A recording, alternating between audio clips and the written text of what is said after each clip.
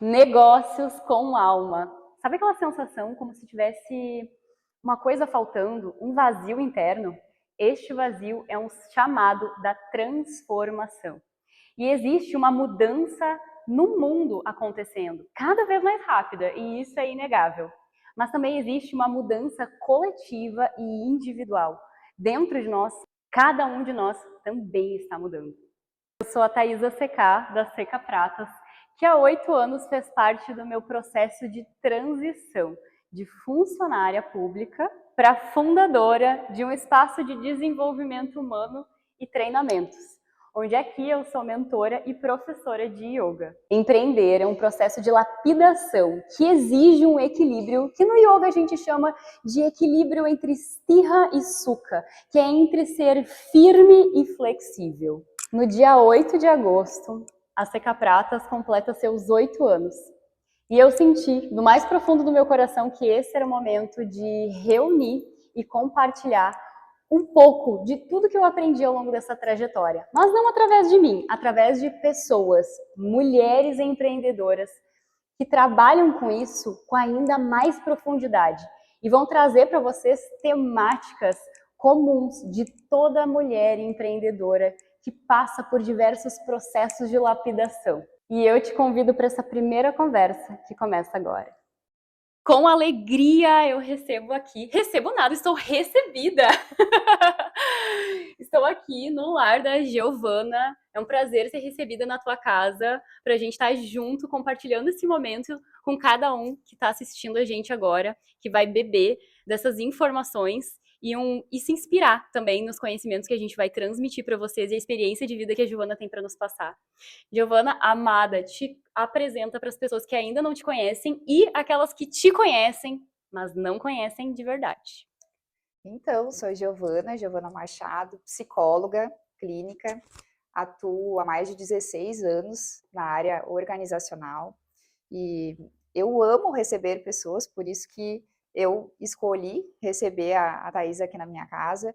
É uma grande alegria poder recebê-la e também participar dessa grande promessa do dia 8/8, não é?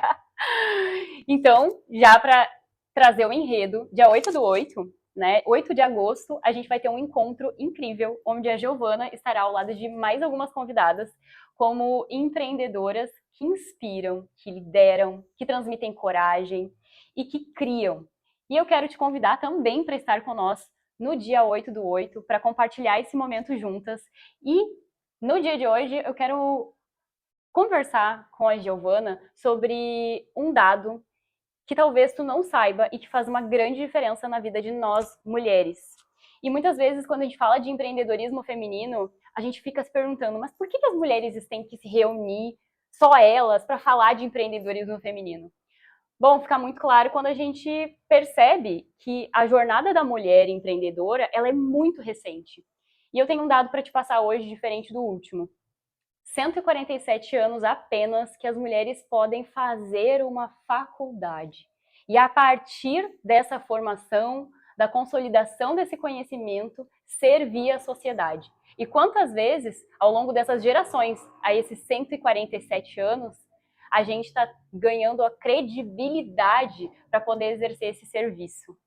Quando tu escuta isso, Giovana, como que isso te chega? 147 anos que a mulher pode se formar e, dentro desse prazo, até a mulher conquistar, muitas vezes, a coragem interna de sentir que ela sim exerce um ótimo papel na sociedade, com coragem de ser quem ela é, a profissional que ela é. Eu acho que essa palavra que tu traz, coragem, é o que me faz participar desse evento e pensar esse lugar, que é o lugar da mulher, e que é um lugar de muita luta.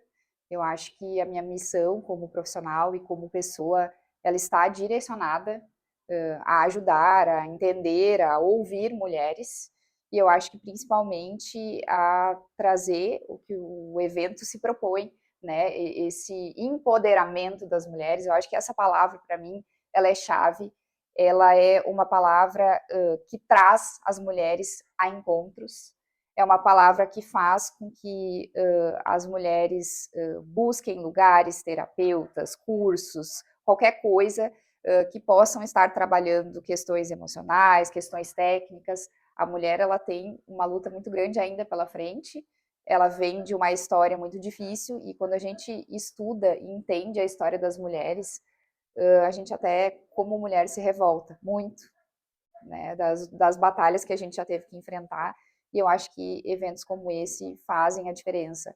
Às vezes é uma palavra, é uma frase, é um movimento que eu preciso para virar a chave na minha vida e acreditar que eu posso, que como mulher eu posso. Eu, Giovana, é muito difícil algo que eu não faça ou que eu não tente fazer enquanto mulher. Então é isso que a gente vem trazer nesse dia também, né? Mas com certeza. E empoderamento, às vezes a gente tem estigmas a respeito das palavras e às vezes é um pouquinho de ignorância a respeito do cenário em que ela se traz. Então, empoderamento, se a gente for falar de poder, poder pessoal, poder interno, é quase a base para a gente se relacionar na nossa vida, dentro da gente, nos nossos pensamentos, no quanto a gente acredita na gente, no quanto a gente é fiel aos nossos valores. O poder pessoal é conseguir ser quem se é no mundo, né? E muitas vezes quando a gente fala em empoderamento, a gente traz o estigma do poder sobre o outro, né? E não é sobre isso. É sobre poder pessoal, sobre dizer a si mesma, eu posso isso. E, Giovana, meu Deus, com certeza o convite de tu trazer a tua voz, a tua presença, a tua essência para esse encontro está muito relacionado ao quanto, de fato, tu inspira esse poder pessoal. Porque quando a gente olha para uma mulher que toma a si, para si mesma, e é aquele famoso, eu acho que eu já te falei esse termo uma vez, tu é uma mulher que sustenta aquilo que tu quer ser, independente do que os outros vão falar. E eu acho que isso é uma grande inspiração. Tu é mulher, tu é psicóloga, tu é CEO de uma rede de empreendimentos, então tu trabalha com uma empresa grande, né? Tu é responsável por muitas pessoas e dentre essas pessoas, tu é responsável por mulheres. Conta um pouco mais sobre a tua trajetória como empreendedora e dentro disso, a gente depois fala um pouco sobre essa psicóloga desperta dentro de ti. Então vamos lá. A psicologia, ela entrou na minha vida quando eu comecei a trabalhar com gestão de pessoas, e eu participava de muitos treinamentos, cursos, né, onde eu percebia que as pessoas que estavam ali, elas eram estudantes de psicologia ou eram psicólogos, e então eu tive essa vontade, porque eu achava que psicólogo era muito E tu inteligente. trabalhava onde nessa época? Eu trabalhava numa empresa com mais de 300 funcionários. Quando eu entrei, eu não sabia o que era RH. Eu aprendi, eu me experienciei, aprendi. Eu sempre tinha muita vontade, né? E um dia a minha gestora disse para mim: eu vou te atirar no meio dos leões. E eu adorava isso do desafio. Chegava a dar um frio na barriga, mas eu ia com vontade. Corajosa. Eu queria muito ter sucesso, eu queria muito ter conhecimento, ser uma pessoa que tinha um estudo, né? Eu vim de uma cidade de interior, onde as pessoas muitas vezes não tinham emprego, as mulheres, então, né, num lugar muito difícil. Então, eu vim sempre com esse pensamento de eu quero muito para mim. E isso eu transmito para quem está comigo. Vai atrás, busca, faz o teu, olha para o teu, não olha para o do outro, né? E quem eu posso, eu levo junto comigo. Eu acho que essa é uma das minhas características, assim, fundamentais. Isso eu aprendi na minha vida. Muitas pessoas me levaram junto e eu também sempre quis fazer isso. Teve pessoas, então, que te inspiraram a ser aquela pessoa que levanta a outra. E quem foram essas pessoas? Foram mulheres que eu muito admirei pela sua forma de agir, pela sua forma de se posicionar, e eu sempre penso que a gente precisa ter pessoas que a gente se inspire. E isso é tão difícil hoje, o ego feminino, ele tem essa dificuldade, às vezes, de poder olhar para outra mulher e dizer como tu é bonita, como tu é inteligente, eu quero aprender contigo, mas eu vou dizer que eu sou muito feliz, porque trabalhando com as redes sociais, hoje, as pessoas que mais interagem comigo na rede são mulheres. E as minhas falas todas são direcionadas a crescimento feminino, empoderamento feminino, enfim, né, para que essas mulheres possam estar buscando ressignificar crenças, enfim, buscar uma palavra de conforto, uma palavra de coragem para que elas possam seguir em frente. Então, eu sempre fui muito posicionada a olhar quem me inspira, às vezes, reproduzir coisas que eu aprendia, e eu acho que a vida precisa disso. E tu já passou por alguma situação onde tu que vem, né, trabalhando em empresas, trabalhando com gestão, trabalhando com pessoas, onde por algum motivo tu se sentiu tratada de forma diferente por ser mulher? Com certeza, com certeza. Por muitas vezes as pessoas queriam falar com o sócio masculino da empresa, porque talvez ele detesse o poder do dinheiro, o poder de decisão, né? E à medida em que eu consegui trabalhar isso dentro da organização, de que o poder era meu, as pessoas começaram a entender, mas às vezes elas queriam fazer esse movimento de não, eu vou tentar falar com o dono da empresa, mas eu era a dona da empresa, Aham. né? Então tinha esse movimento. E eu acho que uma das coisas fundamentais, assim, para trabalhar com gestão de pessoas ou nesse nosso lugar de mulher é o autoconhecimento. Eu sempre digo que quando a gente sabe aquilo que a gente é e o que a gente quer, ninguém nos convence de outra coisa. Então eu sempre fui muito determinada, muito posicionada. As mulheres às vezes elas têm essa dificuldade de se posicionar porque elas são muito criticadas. Então eu acho que eu sou uma mulher ousada, né? Sempre que eu posso, eu acho que a ousadia é uma palavra que muito me define. Eu nunca fui atrás daquilo que era igual, daquilo que era do outro, eu construí o que era meu, o meu lugar, né? E sempre que eu posso ajudar alguém, eu digo, constrói o teu lugar, do jeito que tu é, na pessoa que tu é, com as tuas habilidades, com as tuas características. Eu tenho um corpo, tu tem um corpo, eu tenho uma profissão, talvez tu vai ter outra profissão. Então isso é muito importante, a gente conseguir se olhar naquilo que a gente é e não no que o outro é. E eu acho que tem muito isso do feminino, né? Se a gente for pensar, o feminino ele é mais receptivo, ele vai vendo, sentindo com a habilidade sensível do feminino o outro, mas em algum momento, como indivíduos únicos, é preciso aprender sobre limites, né? E o limite vai ser aquele lugar onde a gente tem esse posicionamento. Como é que foi para ti nessa trajetória? Porque foram vários anos trabalhando com pessoas, né? Giovana, tu conheceu muita gente e lidou com várias situações como essa de, de ter que se posicionar. Tu foi construindo esse posicionamento diante de situações ou tu sempre agiu dessa forma? Teve situações específicas que te fizeram ver que tu deveria solidificar mais os teus limites, porque muita gente que talvez esteja escutando a gente agora também sinta que deveria construir limites maiores. Vale a pena? Com certeza vale a pena, foi sim uma construção. A gente nunca nasce nada, a gente não nasce pronto, né? Tanto que a gente não nasce, a gente torna-se mulher. Isso é Simone de Beauvoir que fala. E eu acho que as minhas leituras, o meu processo de autoconhecimento, eu acho que leitura, leitura, leitura, terapia, né? Psicoterapia, mas eu tive que aprender a me posicionar e aprender isso no desconforto, com a dor, né? Como disse Marguerite Duras, a dor foi a coisa mais importante da vida dela. E para mim também foi. Foi com os desconfortos, com o sofrimento, que muitas vezes eu pensava, opa, esse é meu limite. Então era onde eu me posicionava com o outro. E eu acho que uma coisa muito importante, que daí eu já vou para uma outra autora necessária e importante, que é a Brené Brown. Já fui uma mulher muito vulnerável, mas também uma mulher muito corajosa, por isso, e nesse sentido, a Brenella fala muito assim da coragem de não agradar o outro. E eu acho que isso é o que me implica. Eu não busco agradar o outro. É claro que eu não destrato ninguém, eu trato todo mundo da melhor forma que eu posso, É mas eu tênue a também, diferença, às vezes as pessoas não entendem essa diferença que o não faço para agradar não quer dizer que tu faça para desagradar.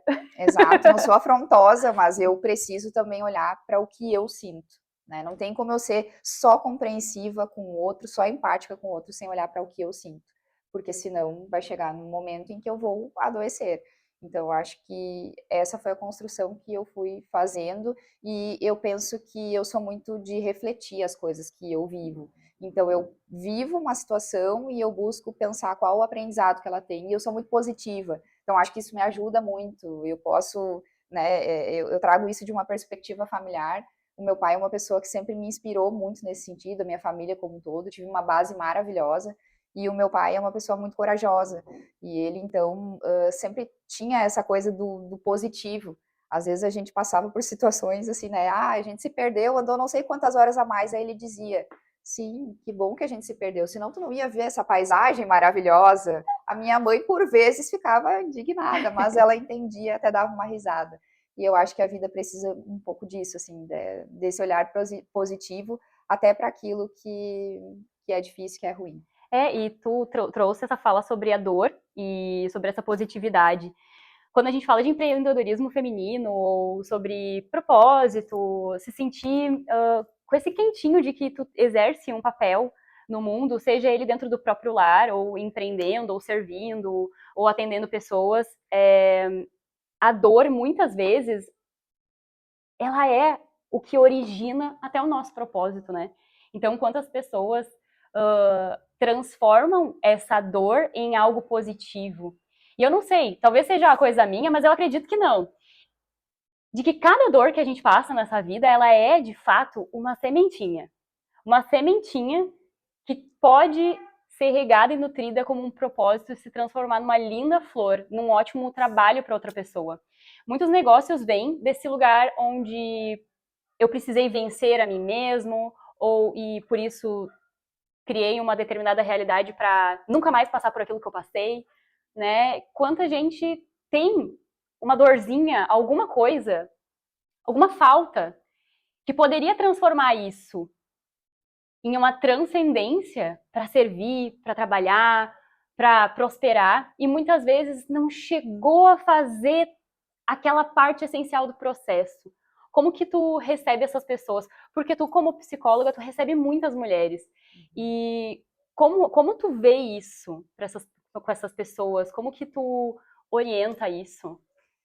Então, recebo diariamente pessoas no meu consultório, mulheres, homens, enfim, muito mais mulheres que vão buscar cuidado, né? Porque ainda existe um estigma da psicologia, por mais que isso já tenha melhorado muito.